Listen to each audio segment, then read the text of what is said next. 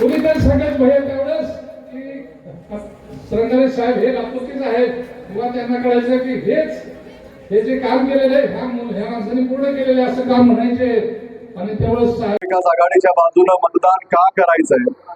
तर गेली 10 वर्ष आपण केंद्र शासनाच्या भूलथापाला बळी पडून केंद्र शासनामध्ये जे आपल्याला सांगण्यात आलं की आम्ही 2 कोटी रोजगार देतो, शेतकऱ्याला हमी भाव देतो, आमदनी दुप्पट करतो, महिलांना सुरक्षा देतो, प्रत्येकाच्या खात्यावर 15 लाख रुपये टाकतो, अनेक ह्या घोषणांना देश फसला, भुलला. पण ह्या वेळेस महाराष्ट्राने दाखवून दिलं की जेव्हा महाराष्ट्र ठरवतं की 48 पैकी ते म्हणत होते आम्ही 45 पार जाऊ, त्यांना आपण महाविकास आघाडी 31 पार करून दाखवली. आणि त्याच्यामध्ये लातूरचा सिंहाचा वाटा होता.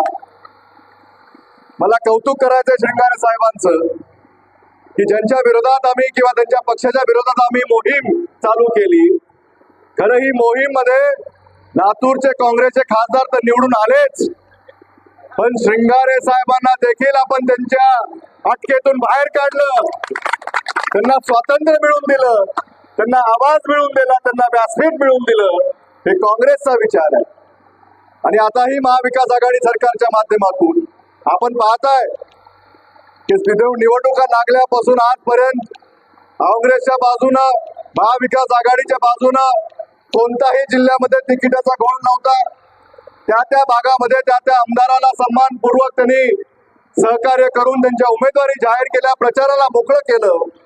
पण पलीकडे काय झालं आपण पाहिलंय. कुणाला मिळणार, कुणाला सुटणार, कुणाला राहणार, हे सगळं काही त्यांच्याकडे चाललं होतं. पण आपला दृष्टिकोन स्पष्ट आहे.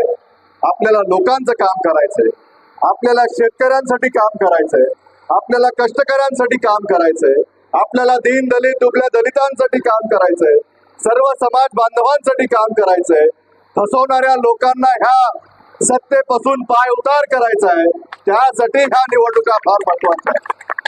ज्यांनी सत्ताच दगाबाजीतून मिळवली, ज्यांनी धोका देऊन ही सत्ता मिळवली, आमच्या उद्धव साहेबांना धोका दिला, शरदचंद्रजी पवार साहेबांना धोका दिला, त्यांचे माणसं पळवले, आमदार पळवले, मंत्री पळवले. 50 कोटी